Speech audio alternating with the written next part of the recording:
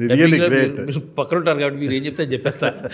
అది that was really great. Literally అప్పు చెప్పేద్దే. Master చెప్పింది ఇక్కడ అప్పు చెప్తాను కదా, అలాగే అప్పు చెప్పి అంత ఈజీగా అయిపోయింది, అంటే కేక్ వాక్ అయిపోయింది.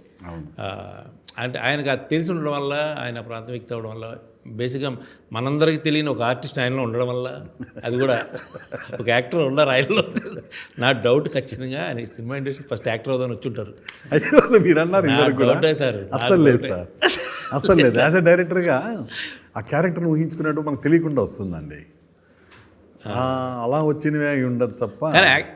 ఒక డైరెక్టర్లో యాక్టర్ ఉండడం చాలా ప్లస్ పాయింట్ సార్. ఉండాలి కూడా, ఎందుకంటే ఉండాలి కూడా సార్.